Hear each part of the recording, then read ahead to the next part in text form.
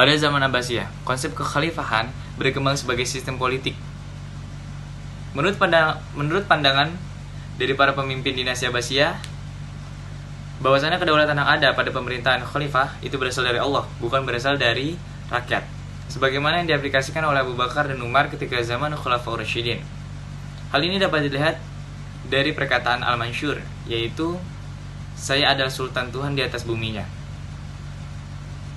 Pola pemerintahan yang diterapkan berbeda-beda sesuai dengan perubahan sosial, ekonomi, politik, dan budaya di masa tersebut. Dinasti Abbasiyah dibagi menjadi 5 fase. Yang pertama, ada para khalifah tetap dari keturunan Arab, sedangkan menteri, gubernur, panglima, dan pegawai lainnya dipilih dari keturunan Persia dan Mawali. Yang kedua, ada kota Baghdad digunakan sebagai ibu kota negara yang menjadi pusat kegiatan politik, ekonomi, sosial, dan kebudayaan. Yang ketiga, ilmu pengetahuan dipandang sebagai sesuatu yang sangat penting dan mulia. Yang keempat, kebebasan berpikir sebagai hak asasi manusia yang diakui sepenuhnya. Dan yang terakhir, yang kelima, para menteri turunan Persia diberi kekuasaan penuh untuk menjalankan tugasnya dalam pemerintahan. Selanjutnya, dinasti Abbasiyah dalam periode 2, 3, dan 4 mengalami penurunan terhadap politiknya, terutama kekuasaan politik sentral. Hal ini dikarenakan negara-negara bagian sudah tidak menghiraukan pemerintahan pusat, kecuali politik saja. Panglima di daerah sudah berkuasa di daerahnya, dan mereka mendirikan atau membentuk pemerintahan sendiri. Misalnya dinasti Umayyah yang muncul kembali di Andalusia atau Spanyol, dan dinasti Fatimiyah. Pada awal masa berdirinya dinasti Abbasiyah, ada 2 tindakan yang dilakukan oleh para khalifah guna mengamankan dan mempertahankan dari kemungkinan adanya gangguan atau timbulnya pemberontakan, yaitu tidak keras terhadap Bani Umayyah dan pengutamaan orang-orang turunan Persia. Dalam menjalankan pemerintahan, Abbasiyah dibantu oleh wazir atau perdana menteri dan jabatannya disebut wizarat. Sedangkan wizarat terbagi menjadi 2, yaitu yang pertama wizarat tanfiz atau sistem pemerintahan presidensial. Yang kedua ada wizarat tafwid atau parlemen kabinet. Wizarat tanfiz yaitu wazir hanya sebagai pembantu khalifah dan bekerja atas nama khalifah. Wizarat tafwid yang mana wazir memiliki kuasa penuh atas pemerintahan dan khalifah hanya sebatas formalitas lambang atau sebagai pengukuh dinasti lokal, gubernur lokal atau gubernur khalifah. Untuk membantu khalifah dalam menjalankan tata usaha negara, diadakan sebuah dewan yang bernama Diwanul Kitabah atau Sekretaris Negara, yang dipimpin oleh seorang Raisul Kitab atau Sekretaris Negara. Dan dalam menjalankan pemerintahan negara, wazir dibantu beberapa Raisul Diwan atau Menteri Departemen.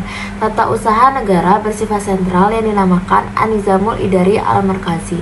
Selain itu, dalam zaman Daulah Abbasiyah juga didirikan Angkatan Perang Amirul Umara, Baitul Mal, organisasi kehakiman, dan sebagainya. Selama dinasti ini berkuasa, pola pemerintahan yang ditetapkan berbeda-beda sesuai dengan perubahan politik, sosial, ekonomi, dan budaya.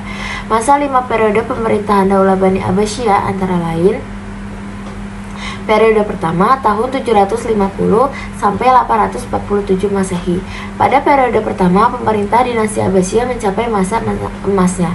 Secara politik, khalifah merupakan tokoh sesungguhnya yang kuat dan merupakan pusat kekuasaan politik dan agama sekaligus. Di sisi lain, kemakmuran masyarakat mencapai tingkat tertinggi.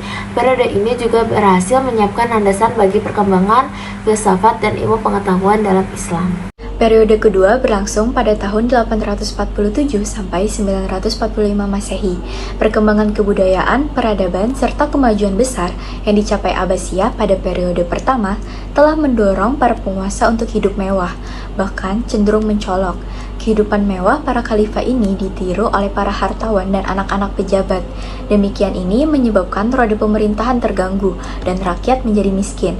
Kondisi ini memberi peluang kepada tentara profesional Turki yang semula diangkat oleh Khalifah Al-Mu'tasyim untuk mengambil alih kendali pemerintahan. Usaha mereka berhasil, sehingga kekuasaan sesungguhnya berada di tangan mereka. Sementara kekuasaan dinasti Abbas di dalam Khilafah Abbasiyah yang didirikannya mulai pudar. Hal tersebut merupakan titik utama awal runtuhnya dinasti Abbasiyah, meskipun dapat bertahan hingga lebih dari 400 tahun.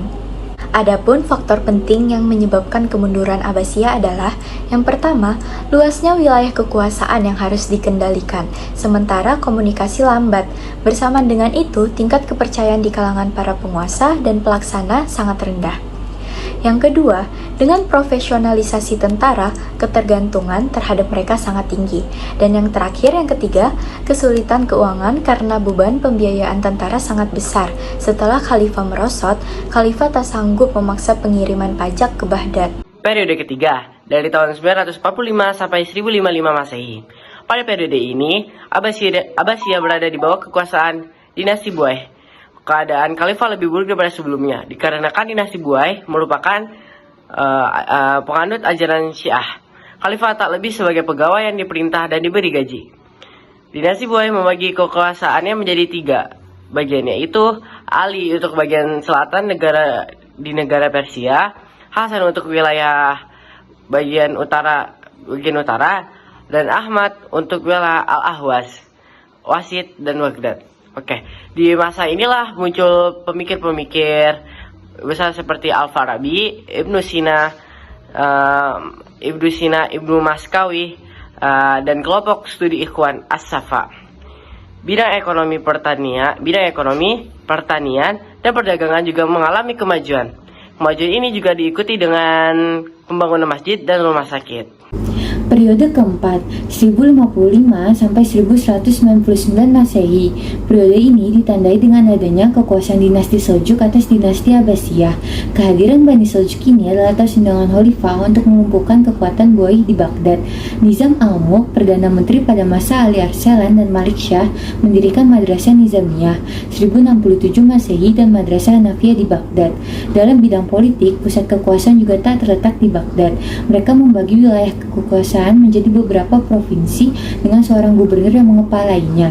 Pada masa pusat kekuasaan melemah, masing-masing provinsi tersebut memberdayakan diri. Konflik dan peperangan yang terjadi di antara mereka melemahkan mereka sendiri, dan sedikit-sedikit kekuasaan politik khalifah menguat kembali, terutama untuk Irak. Kekuasaan tersebut berakhir di Irak di tangan Khwarizm Shah pada tahun 590 Hijriah. Periode kelima, 1199 sampai 1258 Masehi. Pada masa periode kelima, masa khalifah bebas dari pengaruh dinasti lain, tetapi kekuasaannya hanya efektif di sekitar kota Baghdad dan diakhiri oleh invasi dari bangsa Mongol.